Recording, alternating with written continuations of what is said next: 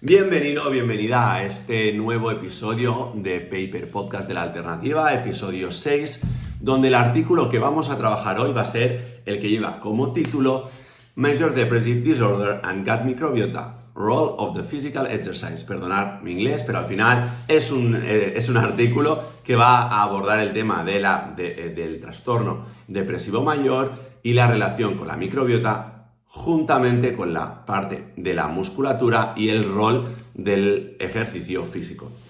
Este paper lo propuso mi compañero Adri Serrano, compañero de la formación de la alternativa, es profesor ahí de la parte de ejercicio, y lo propuso en la comunidad que tenemos, la comunidad de la alternativa, donde cada semana decidimos qué paper o de qué queremos hablar esa semana en concreto para seguir aprendiendo, mejorando sobre el conocimiento que tenemos alrededor de ciertos temas que nos van a ayudar en nuestros pacientes. Y en este caso, unos clásicos que siempre encontramos son la microbiota, el ejercicio, el músculo, el cerebro, etcétera, etcétera.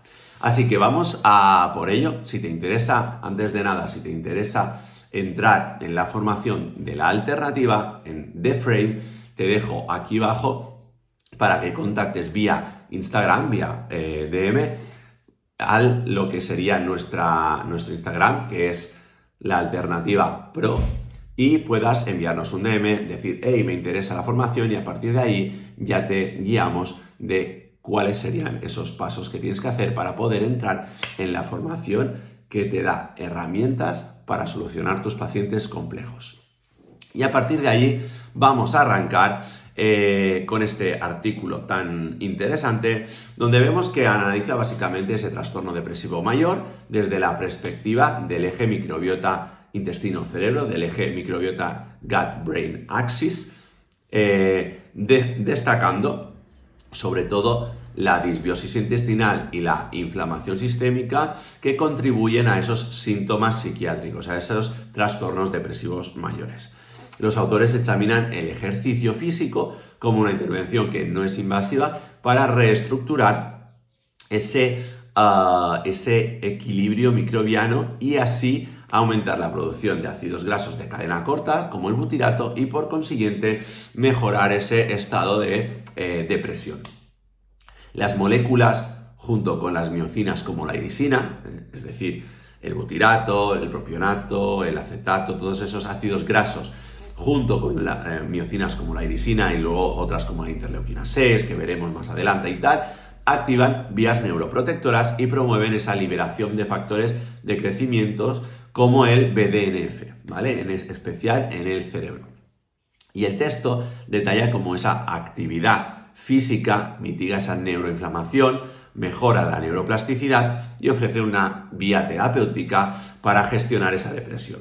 En conjunto, las fuentes subrayan esa interconexión entre el músculo esquelético, la salud intestinal y la función cognitiva.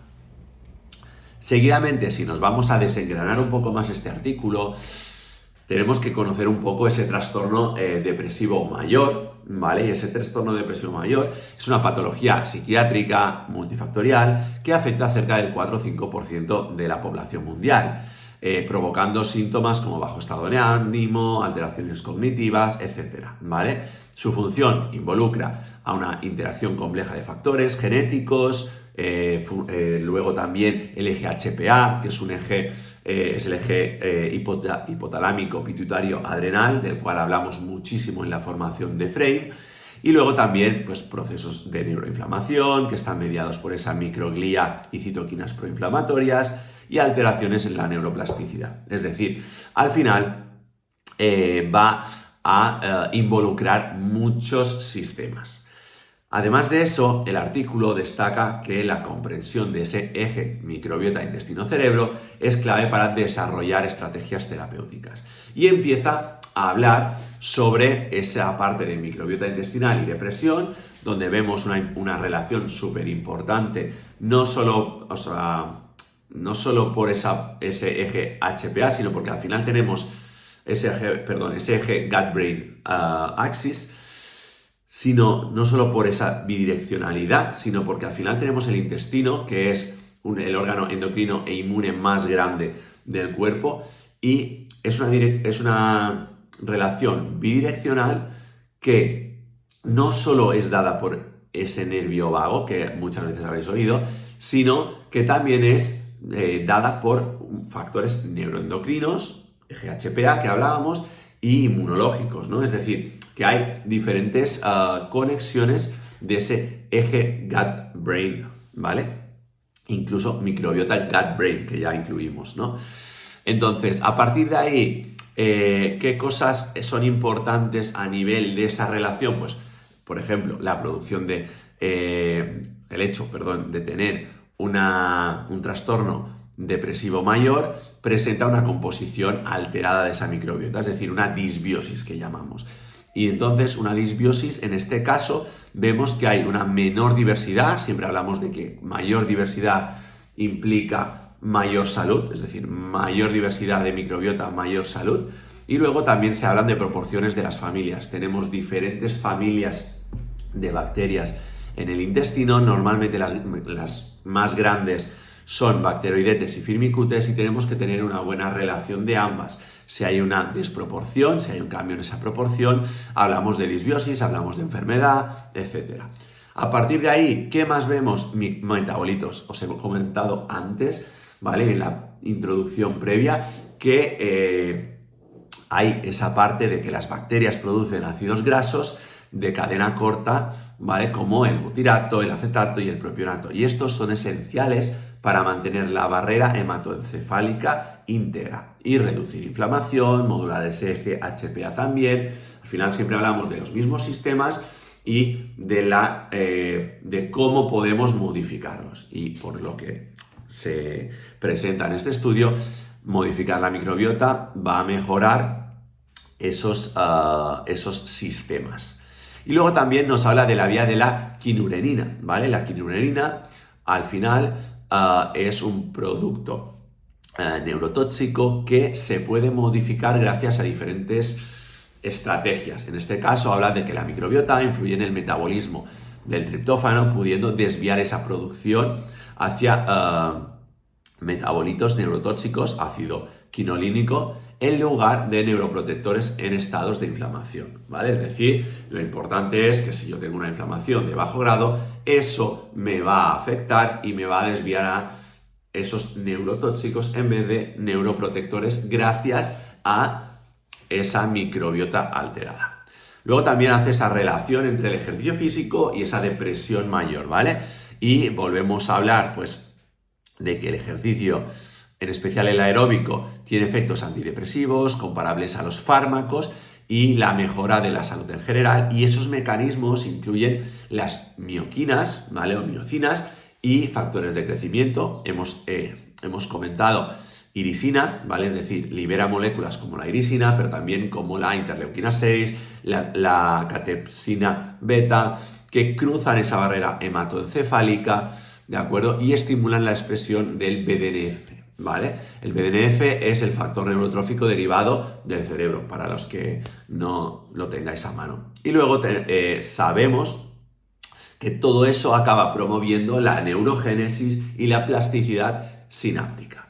Además, también tenemos la parte del lactato, ese ya es más conocido, ¿no? Es decir, al final el músculo provoca...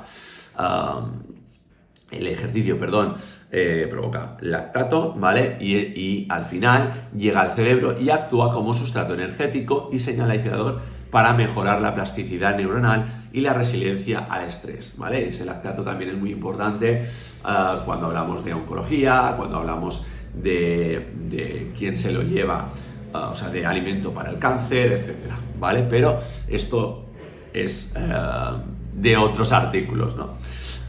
Siguiendo con este artículo, también tenemos esa parte de efectos antiinflamatorios que tiene el ejercicio, ¿vale? El ejercicio regula los niveles de citoquina, reduce el estrés oxidativo y además activa el sistema endocannabinoide periférico y central.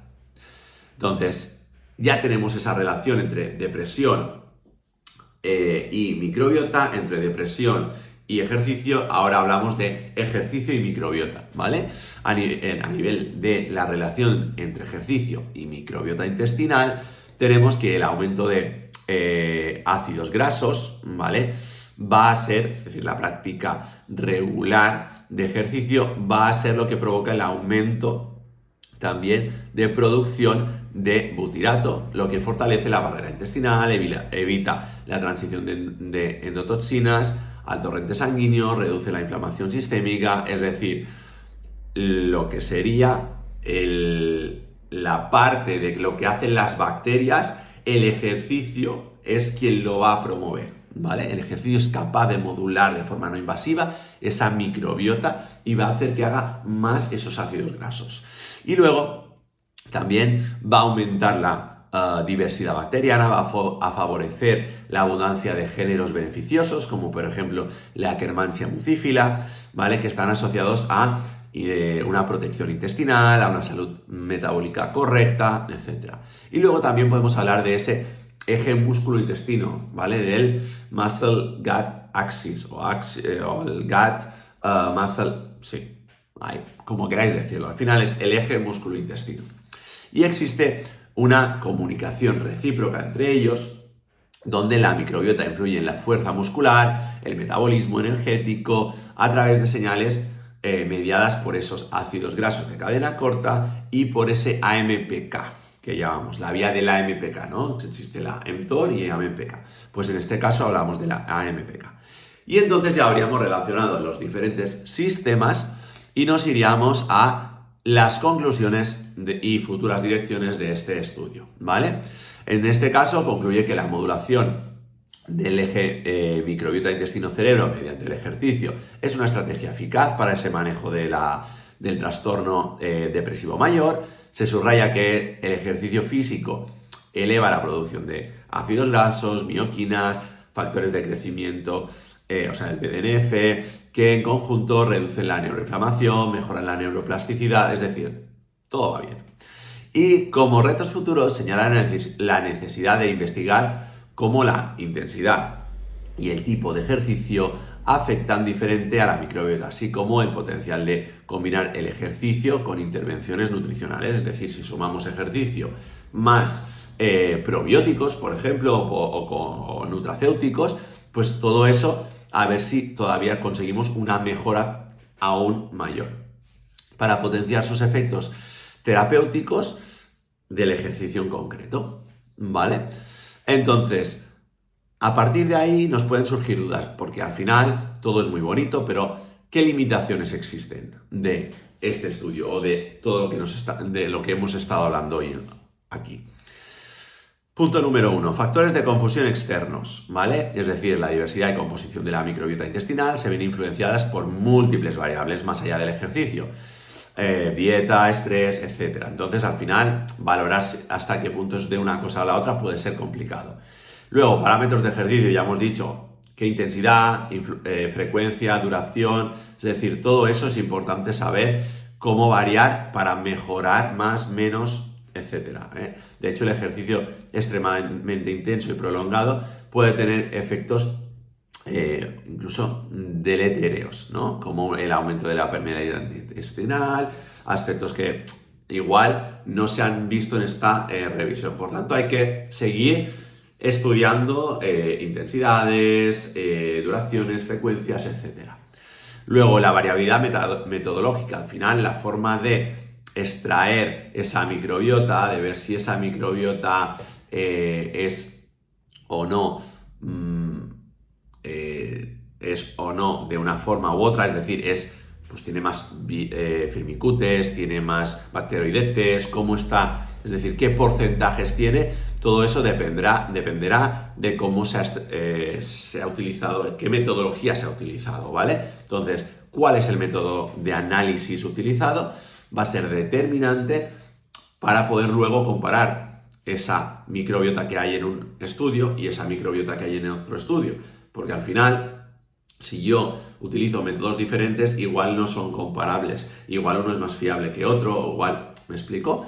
Entonces, más cosas, escasez de datos en humanos. Los estudios que existen, la gran mayoría están hechos en modelos animales, como siempre. Entonces los datos sobre qué pasa en humanos son más escasos.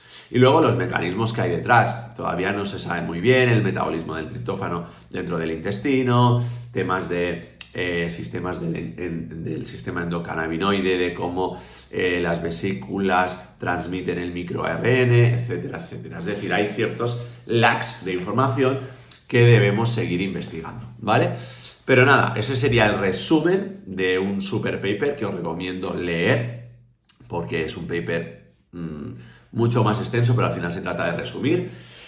Y ahí lo tenéis. Espero que os haya aportado, os haya dado ideas, os haya encendido la bombilla un poco más. Y si queréis seguir aprendiendo sobre cómo mejorar a vuestros pacientes, sin duda, entrad en la comunidad, participad, pedid, seguid viendo esos papers, podcast que subimos o que subo cada semana, porque al final la idea es seguir formándonos juntos. Y si queréis dar un paso más, está la formación de la alternativa, la formación de Frame, donde abordamos profundamente todos estos aspectos. Así que si quieres entrar, todavía estás a tiempo de entrar en la segunda edición de la formación, quedan plazas, entra ya y nos vemos dentro. Así que nada, hasta un siguiente episodio, te veo aquí mismo en el próximo Paper Podcast o te veo en la comunidad o en la formación de la alternativa de Frame. Un abrazo y hasta luego.